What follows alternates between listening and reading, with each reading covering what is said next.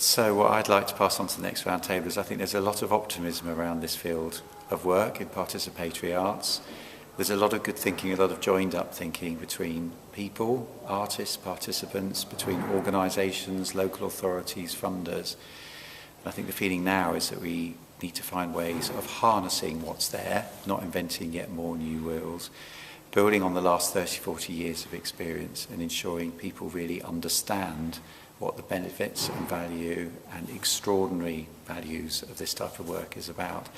And in a way that's not just understood by people who already do this work or who sort of know about this work, mainly people from the outside but don't quite get it yet.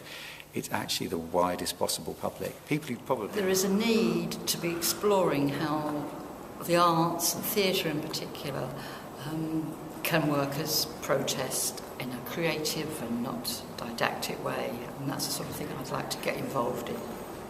I think the most interesting thing is bringing people together from a whole range of different sectors and actually almost having a 360-degree conversation around the role of arts and culture and the difference it makes to people's lives. And that might be where the innovation is lying, in that spot there, bringing all those people into one room just for that one end to think about the impact. I think the question I would like to pass on is, would it be useful for us to have a national conference, some kind of sharing event where we can come together, where we can share best practice, really stretch our thinking, hear what other people are doing, network, and I think have a louder voice, have a higher profile about this particular area of work. So it would just be interesting to hear from different perspectives whether people would find that kind of event useful.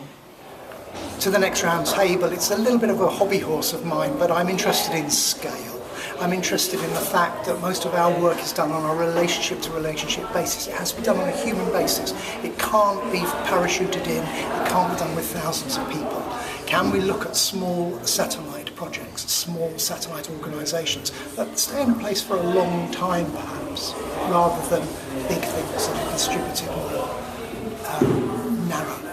I just like to say, don't be afraid of commissioners. We're creatives too, in lots of ways, and we totally get it and totally understand all the things that you bring to the table. So embrace us, don't fear us. And I think the other thing I'd like to pass on, it was a point made by one of the other participants, that really we need to get much better at campaigning and learning how to achieve policy change.